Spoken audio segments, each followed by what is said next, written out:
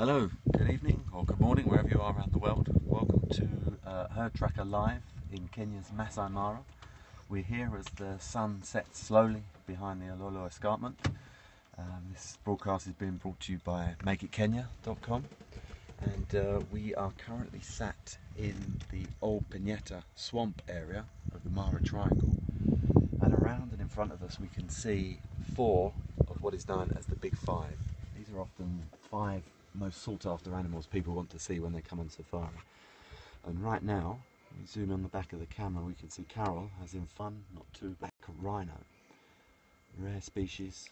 The plight of the rhino in Africa is well documented, very endangered, but it's great to see the animals so well protected here in the Mara, and to see 3 of them together out in the open and relaxed.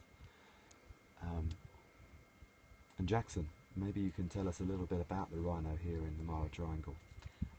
We have quite a number of rhinos, especially the black one that we have here in the Mara Triangle. Like the one we're just looking at, that's the mother and one of his young boy, and her daughters are also given birth. So it's more like a little extended family that we have here. And as I mentioned earlier, they are territorial, so in some cases we tend to see like 3 of them here. But then sometimes we see like all 7 coming together, or sometimes you see like each one being in different territory. Great, great. There we go. Look at that horn. There we go. I see a really So that horn that they're carrying is at the moment the issue, and it's costing them their lives all over Africa.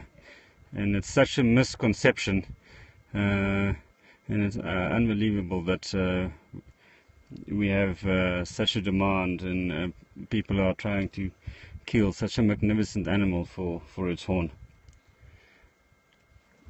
I'm just going to pan across. Andre, sorry, I'll just show you. We also have buffalo. also one of the Big 5, I believe. Jackson, would you like to tell us a bit about the buffalo whilst Coral from Herd Tracker here focuses in on the next number of the Big 5? Yeah, the buffalo is also like one of the animals that they consider the Big 5, and all these animals, the Big 5 is a big name from the hunters in a long time. These are animals which are difficult to be hunted on foot, and that's why the buffaloes also are included in it. A buffalo might be like okay, we say partially, but it might be very dangerous, especially on foot. But there's no hunting allowed in these parks anymore. There's no any hunting allowed in this park anymore.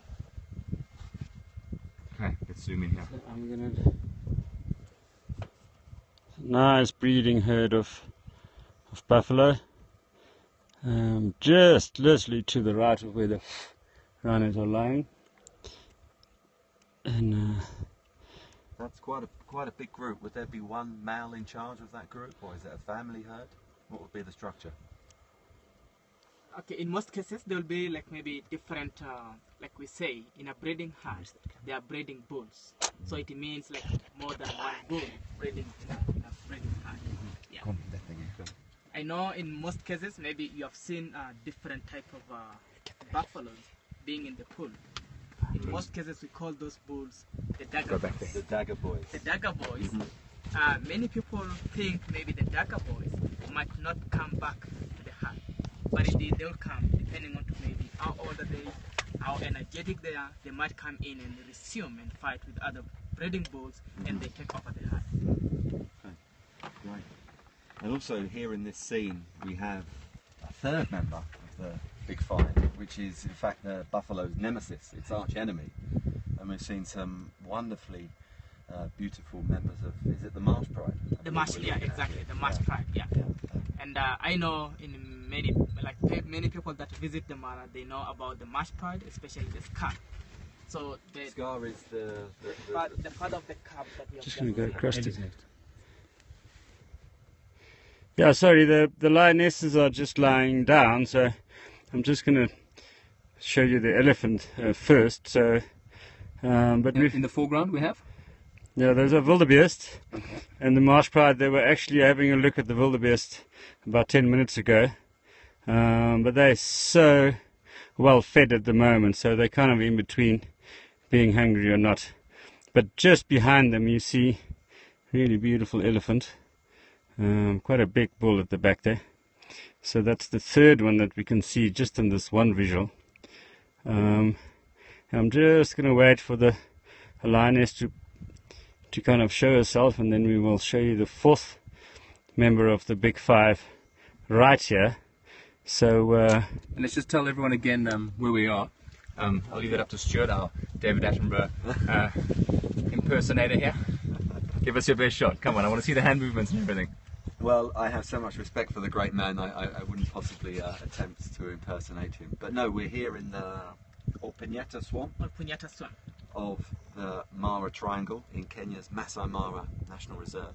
The sun is slowly setting behind the Ololo Escarpment over here to the west, creating a wonderful colour sky. We've got everything from yellows through orange to pink, almost purple. It really is the most fantastic scene. And without moving our vehicle, we're seeing 4 of the big 5 and numerous other animals. That's it. There's also Thompson's gazelle we're seeing, and warthog, and there's a toppy on alert in the middle there. Waterbuck. And waterbuck as well, lying down. The waterbuck looks relaxed in spite of the presence of the rhinos. No, the lions rather. Why would that be? Probably like we saw the wallabies from the beginning, but then whenever they spotted that these lions are there, they tend now to get relaxed. So when they know that the predator is there, they don't have really like that much worry, rather than when they're ambushing them, because at that time they'll now like run away, but they know particularly they're there. And we can see just over there that the rhinos are up and moving. Oh, let's zoom in on that. Focus in on them again. Jackson, maybe you want to just tell our guests, or our viewers, where you're from? For myself, is what Andre was saying. I'm from behind the Ololo Escarpment, born and raised here in the Masai Mara. From the Kichwa camp, my village is about 5 kilometers away. It's a walking distance. And you know, for a long time, I've been dreaming of maybe working with Envion as like a very, very famous company all over in Africa, and even now it's abroad. So that's like one of my, my big dream. Ambitions. Yeah, one of my ambitions, and I'm very much proud. You fulfilled that ambition. That's great. And I'm very proud. Wow, those rhinos are looking great. What magnificent creatures. you can help to come and protect them by visiting Africa. That's probably your easiest contribution. We're not going to win the fight without filling the space around them with people that love them.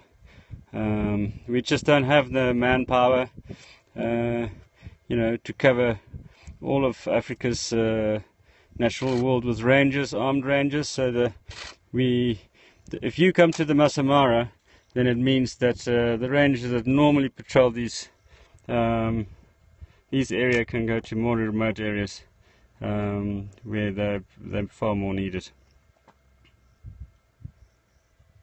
There we go. Any luck yet with those lions? Can you see if they're up and about yet, Jackson? Not yet. I think they're all still lying down. I can find them. Okay. Well, yeah. While we look for them, I'm gonna. Have you got them? Yeah. Oh, there we go. Incredible.